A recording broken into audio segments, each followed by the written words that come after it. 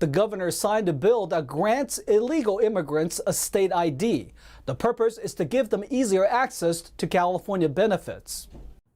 Governor Gavin Newsom signed California IDs for All on Friday, allowing illegal immigrants to obtain a state ID. The purpose is to, quote, support immigrants, advance equity, and expand opportunity. It makes it easier for street vendors to get health permits, gives students better access to in-state tuition at public colleges and universities, helps low-income Californians to get legal assistance in civil matters, and more. In a statement, Newsom said, California is expanding opportunity for everyone, regardless of immigration status. We're a state of refuge, a majority-minority state where 27% of us are immigrants. The bill, AB 1766, was first introduced by Democratic Assemblyman Mark Stone in February. Last month, Newsom signed SB 836 by Senator Scott Wiener that prohibits disclosure of a person's immigration status in open court in a criminal case by any party unless approved by the judge. Hackers attacked the Los Angeles Unified School District. Fortunately, no highly sensitive information was accessed. Hackers have made a ransom demand following a cyber attack that targeted the nation's second-largest school district over the weekend. The Los Angeles Unified School District confirmed the attack on Wednesday. Superintendent Alberto Carvalho said a financial demand has been made by this entity. We have not responded to that demand. Because the extent of the hack was unknown at the beginning, it led to the protective move of a system-wide shutdown. District officials said that the attack temporarily interfered with the LAUSD website and email system. Carvalho told reporters that they are attempting to understand how the breach took place, but said, quote, usually these cases begin with some degree of a human failure. District officials said they immediately established a plan of action with cybersecurity professionals to provide protection in the future. The identity of the hackers has not been released, although some reports linked the attack to a cybercriminal syndicate known as the Vice Society. Earlier this year, Los Angeles held its annual homeless count, but now the results are out. Some city council members are doubting the accuracy. Some Los Angeles City Council members are calling for a third-party count of Los Angeles's unhoused population and a multi-year audit of the previous counts. Doubts about the count's accuracy comes after Council President Nury Martinez's office noted that trends were not consistent across council districts. Martinez introduced both motions to seek an evaluation of the effectiveness of LAHSA's count and a report with options on conducting a third-party point-in-time count. Similarly, Councilman Kevin De Leon said several council districts have been leading the city in creating housing, but those numbers were inconsistent with the point-in-time report.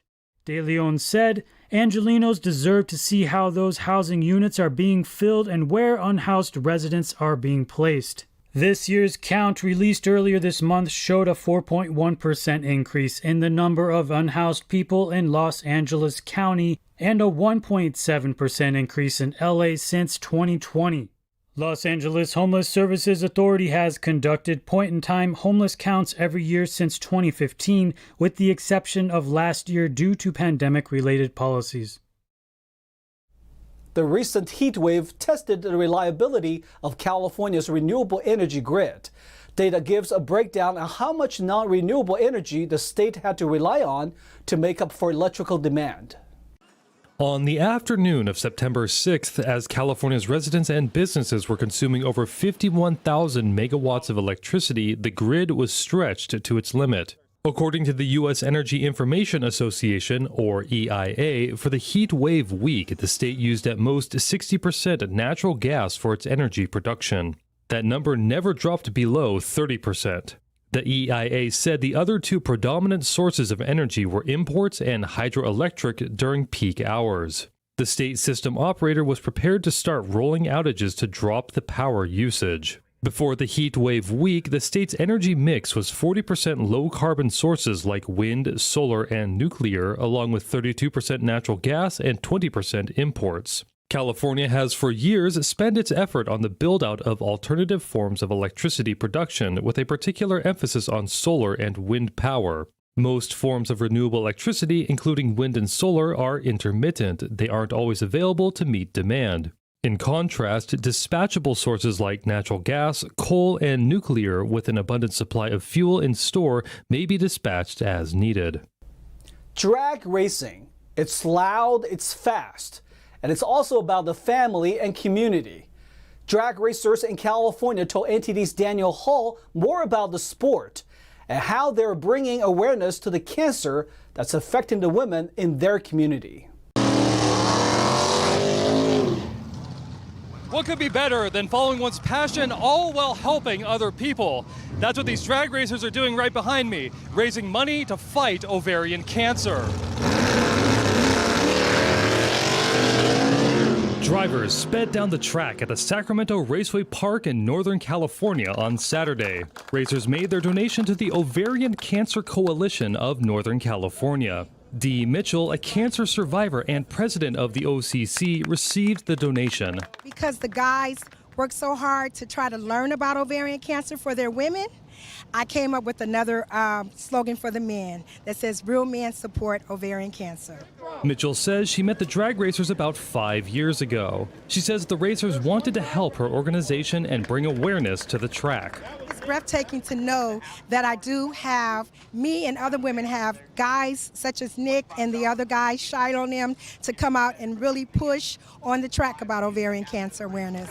September is Ovarian Cancer Awareness Month, and that's what the community wanted to spread, awareness. Most importantly is the recognition of the Ovarian Cancer Coalition and the openness of the West Coast NA class to have a community outreach, which is not common in the drag race community. In addition to that, it's about the diversity as well as the big family orientation of the West Coast NA 10.5 race class. That race class that Charisma mentioned specifies certain engine sizes and characteristics, as well as track quality. The event was specific to American-made cars. You're looking for this guy right here, though. Who is he?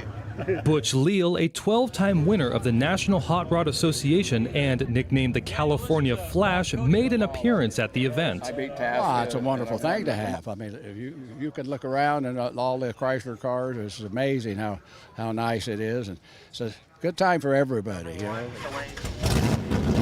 And strictly for documentation purposes, this reporter took a ride in a 1969 Plymouth Barracuda.